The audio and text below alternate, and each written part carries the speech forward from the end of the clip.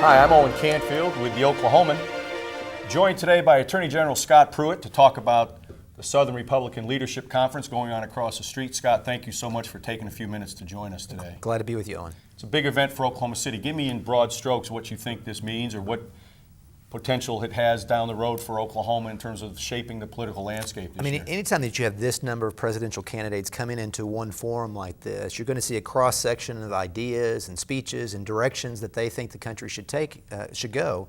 And for Oklahoma to be a part of that discussion, I think is very exciting, and normally we're not. To your point. And so this early in the process, we're usually flyover state, that's exactly right.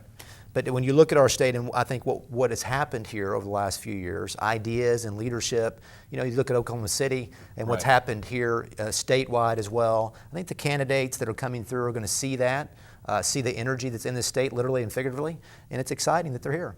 Is there anything, you've met with several of these men, and I don't know if you've met Carly Fiorina, but you've met many of the candidates who are coming through. Do you expect a particular message to sort of resonate from each of them this weekend, or are you looking for something to stick out with any of them? What do you hope to see? As I've met with them, I think the two key things as we go into 16, courage and authenticity. I think we need candidates and our nominee to be a person that's willing to act in a courageous way, to speak truth to the very big challenges we have as a country, whether it's the economy or what we're facing in foreign policy. And I think you see that characteristic with many of these candidates. And then the authenticity. I really appreciate the fact that you have differing viewpoints, and that they aren't trying to all align together. They're trying to compete, and they're trying to share what they believe on particular matters. And I love the authenticity. So I think courage and authenticity is what I've heard from them that I think is going to be very important.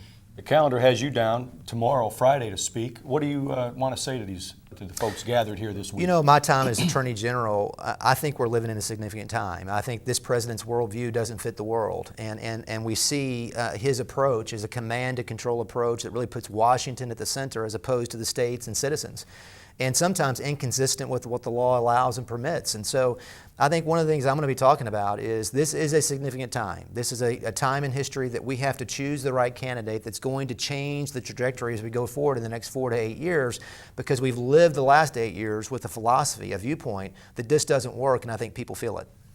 I want to talk a little bit about some other issues that you've been involved with away from the SRLC. One is the Supreme Court case involving lethal execution, the death penalty. Yeah, that's right. George Will today in our paper had a column about the withering death penalty and said it basically made the point that it's going away. First of all, how do you think your case will wind up? Do you think the High Court will rule in Oklahoma's favor?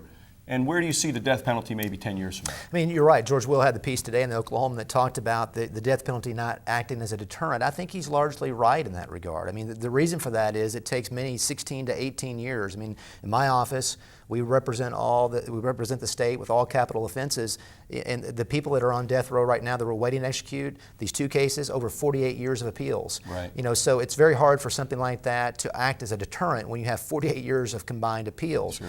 Now, as far as the case is concerned, my very first day on the job, Owen, as Attorney General back in 2011, I was in McAllister to witness an execution. We were using a new drug at that time called pentobarbital. Right. And so this effort, this dynamic that we see is not new.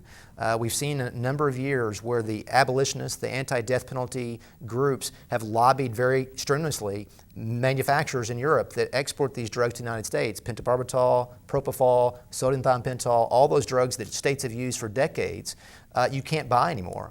And so it's very difficult for states to do what they're required to do. Right. The state doesn't sentence anyone to death. Juries do that. Right. Our job is to carry it out and do so thoughtfully and in a sobering fashion, and I think we do. As far as the outcome, I'm encouraged. I think that we have won at the district court level. We won at the 10th Circuit. The argument before the U.S. Supreme Court, as we were there, I really believe strongly that the conservative members of the court will say that Oklahoma did it the right way and is thoughtful in choosing midazolam as the drug. One other quick topic, and that's the EPA. You were in Washington not long ago talking about the EPA's overreach, what you see as the EPA's overreach.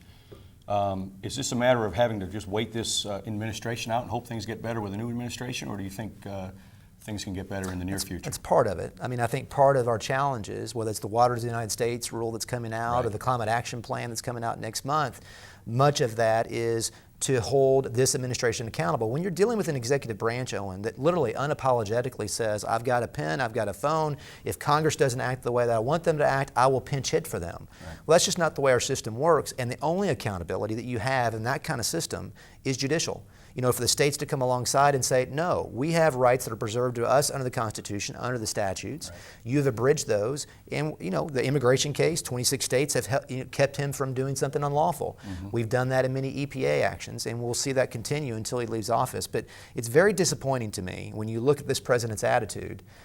He unapologetically just advances this notion that rule of law doesn't matter, the checks and balances that are inherent in our system don't matter, and he's just simply going to act. Lord Acton talked about political atheism and that the result justifies the means. Mm-hmm. I think this president believes that. It doesn't matter about the process, doesn't matter about the rule of law and the checks and balances. All that matters is what the end result is. And that's just simply not how our system works. Attorney General Scott Pruitt, thank you for coming by the Oklahoman today. And look online here today, tomorrow, and Saturday for continuing coverage of the Southern Republican Leadership Conference event. Thank you again. Thank you.